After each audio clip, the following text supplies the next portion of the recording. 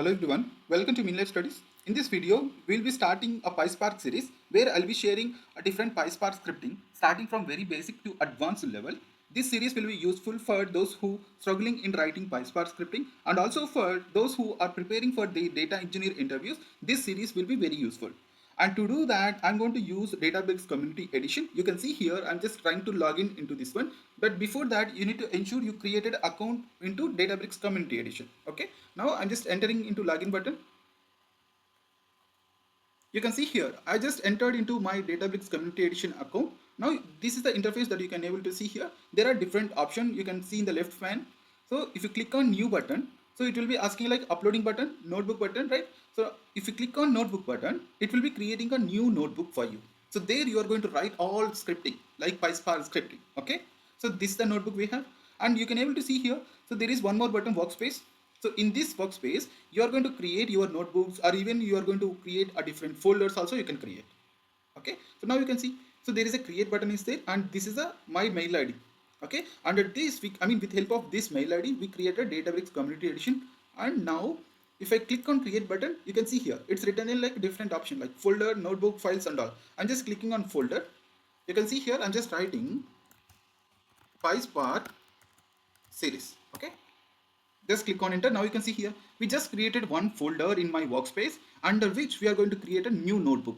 Now you can see here, I'm just creating a new notebook. You can see here, this notebook we created in that particular folder. Okay. So this is how you are going to create your notebook and even under a particular folder. Okay. So now there is one more option, recents. So if you click on recents, what are the notebooks that you have opened recently? That's going to open. Okay. And then there is a catalog button is there. So this catalog option will help us to import the data from different resources. So from our local also we can upload the data by enabling, there is a one option is there. So for that you have to go to your profile and go to settings, and after that go to advanced. So now you can see here, there is a DBFS option is there to import the data from our local. Now you can see here, so DBFS file browser, Databricks file system. Here if you enable this option, then only it will allow us to upload the data, so that then only you can able to see here there is a DBFS option. Okay, otherwise you cannot see that option. Okay, let's refresh this one. Now I'm just going to catalog. Now you can see there is no DBFS button, right? So for that you have to go to your profile and go to settings and go to advanced. Now you have to enable it so that you can able to upload your data from your local to up into this cloud, that is community edition. Okay. So now if you go and refresh this one,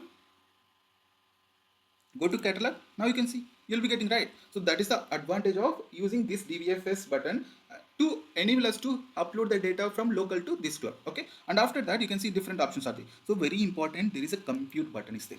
So this compute is nothing but we are adding a resource to our notebooks. So that resources are nothing but it's like RAM, or it could be different cores that we are going to provide. Okay. So without this one, we cannot write any code and we cannot execute anything. Okay. First and foremost, after you creating any notebooks, you can see here, now this is the only cluster we have. First we have to create a cluster. Okay. So now we are going back to our recents. So this is the notebook we just created, right? This is the notebook, right? So this is also you can see here. So go to workspace. In that workspace, what is the users? Go to users. This is a user. In this user, what we have created, PySpark series we created, right? So you can see, open it, and this is the notebook. This is also one of the way that you can enter into. And after that, you can also change this notebook to whatever it could be. I'm just using PySpark intro. Okay. I'm just clicking on enter. Okay. So this is the my notebook name now. And after that, you can able to see here, this will, like this Databricks Community Edition allow us to write code in different, like in Python also you can write, in SQL also you can write. So whatever the language, right? You can also write in different languages. And now if you observe, we are in this notebook. Okay. This is just a notebook. So whatever the code that you are trying to write here, it won't execute. Now let's see here, I'm just writing x equal to something. Now you can see I'm trying to execute this one, and this is asking us to create a cluster. We have to give resources to the notebook like RAM, and here you can see here different resources like cores are nothing but CPUs. Okay. Until unless you are providing the resources, we cannot execute it, right? So how we can add it? First you are going to this one, or you can create it. Otherwise, now from the notebook itself also we can do it. PySpark intro notebook. Here also there is a button is there, right? You can see here. Just click on it. So these are the previous cluster I have created, and this will be I mean, these cluster will be created at once. After 1 or 2 hours, it's going to terminate by default. After that, you have to create your own, I mean, new one you have to create. I'm just clicking on create new resource. You can see here, clicking on new resource button. Now, whatever the name you want to give for this one, PySpark series first cluster. Okay, this is the cluster, and these are the runtime versions. You can see here different runtime versions and all you can able to see here. I'm just keeping as it is, and create and attach and run. Just click on this button, so that we are creating a compute and we are attaching that compute or resources to the current notebook, right? So that is how first you have to create the resource, I mean create the cluster like with help of compute. Okay, so after that then only it will allow us to write all code and allow us to execute them. Okay, now it's getting connecting and creating and connecting. Now you can see here, so this is the cluster that we created with the different resources. Now you can see here, this is the RAM like 15.25 GB, and that is for 2 codes, and this is the runtime version. Okay, so if it is taking too much time, just go to detach and attach. Okay, so first we have to ensure that connecting the resource, then only it will allow us to write all our code. Okay, so now after that what we have to do, we are working on, I mean we are writing PySpark script. So why is the need of PySpark script? PySpark is nothing but it's just the interface like API of Python to interact with Spark application, right? So now we are going to write all our code in a Python through the interface of, I mean through the interface of Python to interact with Spark application, right? So on top of Spark only we are creating all this code, right? And you need to understand here we are working on large set of data. For that, to process large amount of data, we will be using Spark, right? And for the Spark, here is the one of the API, that is Python, and the combination will be calling that as PySpark. And if you observe, it is a green mark. That means we added resource to, I mean cluster to this notebook, so that now you can see if I execute this one, it's going to execute. You can see now it's waiting and it will execute it, right? So now first and foremost what you have to do, you have to create a Spark application, right? So how we can create a Spark application? With the help of Spark session. First and foremost, Spark session is the entry point to create a Spark application, right?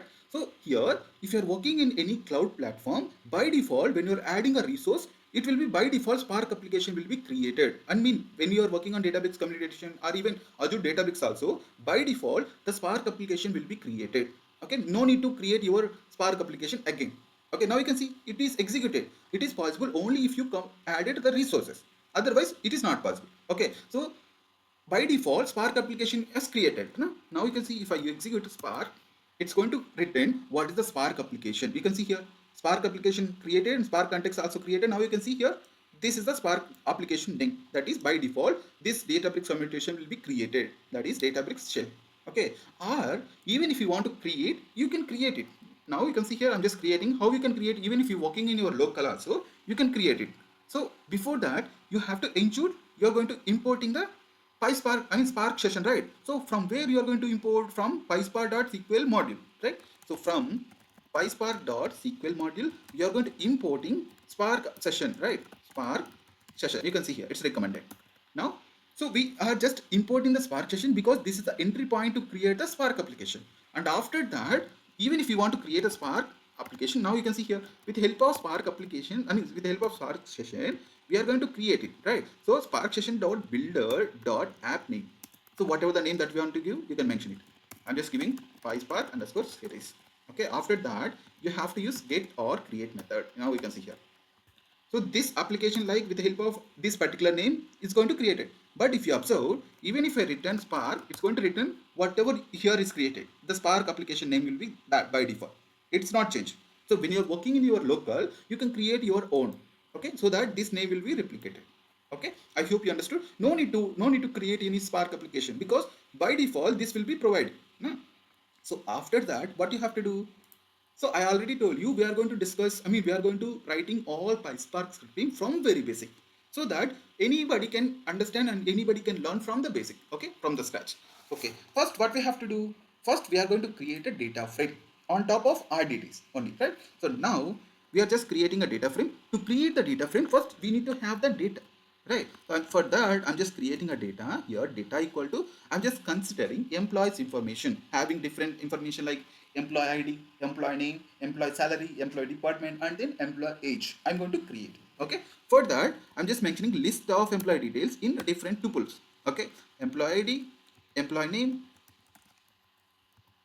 employee age, employee salary, and then employee department. Okay, so this is how we'll be having different employees information like employee IDs, name, age, salary, department. Okay, for that I'm just considering multiple people's different information. Okay, and this is software 3.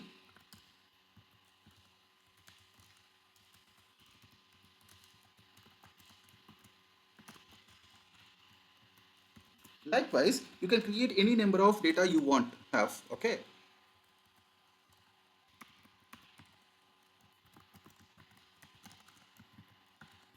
these are the individual employee details.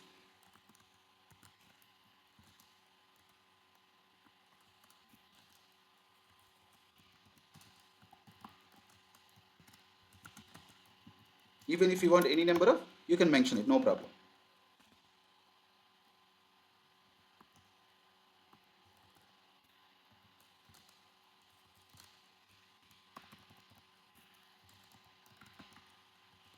Okay, so I'm just stopping here. So I'm just collecting 6 employees information and then I'm creating data.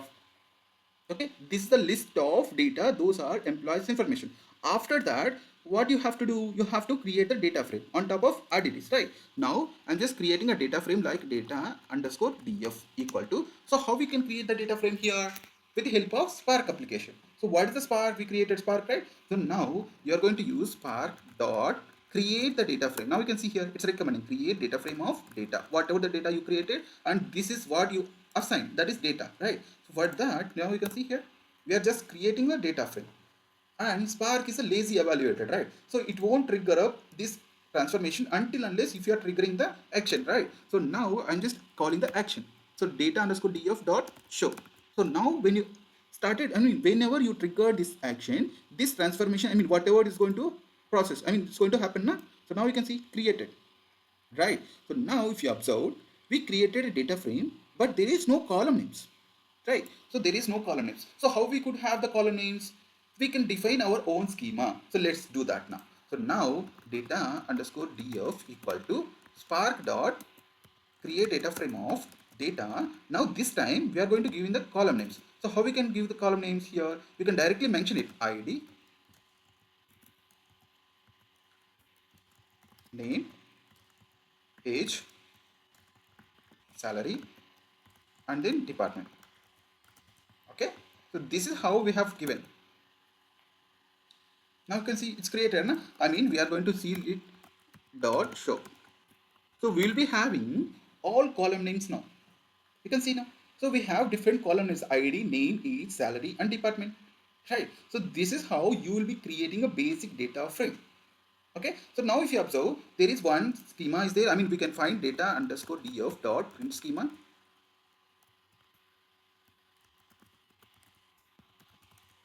So if with the help of print schema function, we can find what is the data type of each. So if you observe, ID is long, name is string, age is long, salary is long, right? But we should not have, I mean, we should not be having long. We can also define our own schema also. For ID, I'm going to mention as integer, name string, age integer, salary department string.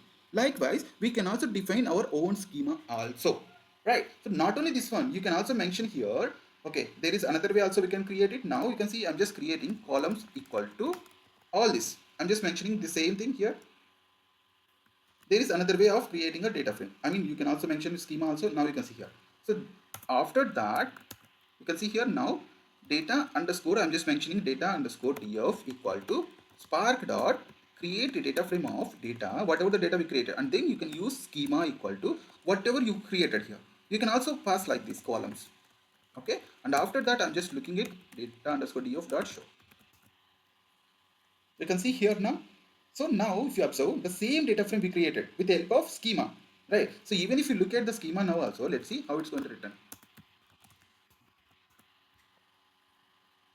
You can see it won't change, the same data, I mean same data frame and the same data types. Now we are going to explicitly passing different schema. We can create our own schema also. Okay, let's do it now. So how we can create our own schema? So there are different types also there. So for that you need to import a few types from PySpark.sql module. Okay, let's see that. From PySpark.sql.types are there. From this you are going to import structure type also there. So you can see structure field is there and structure type is there, right? And after that there are different data types also there: integer type, string type, float type, data type.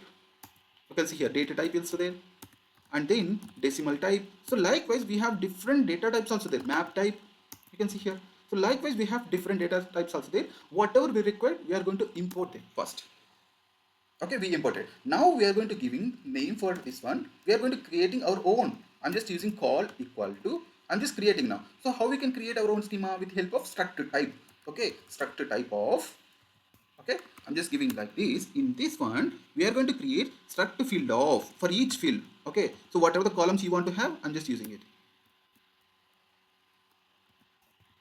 Now you can see structure type we imported and structure field of what is the field name ID.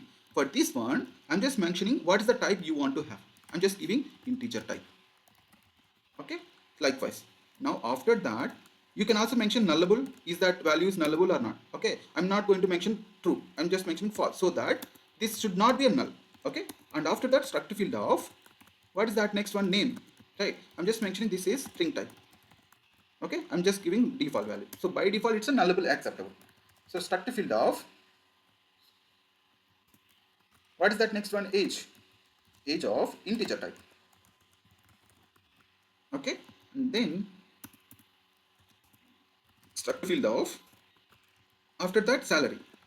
Right, if you observe id name age salary. Right, now I'm just giving this salary as float type. After that structure field of finally department. This is a string type. Okay, so this is how we are creating our own schema. You can also define your own schema also with a different data types, either that is nullable, acceptable or not. Okay, now you can see we created our own schema. Na? Now while we are creating a data frame, in place of schema we are going to use this one. Okay, let's see that. So now same data frame, I'm just using data underscore df equal to spark dot create data frame of whatever the data we created, that is data only, but now this time schema equal to call. So call in the sense we created our own schema, na? So we are going to use it. Now if I execute this one, you can see here what is this error? Field salary float type cannot accept to. Okay, I'm just changing this to normal integer only, integer type. Okay, now you can see it will be created. Now if you observe, it is created. Now data underscore df dot show. You can see the same data frame, but this time we applied our own data schema here. Right. Let's see the data types for this one. So data underscore df dot print schema. You can see now. So ID is integer, name is string, age is integer, salary integer, department is string. Likewise, we can create any data frame with our own schema also. Right? I hope you understood how we can create a data frame, basic data frame. Okay?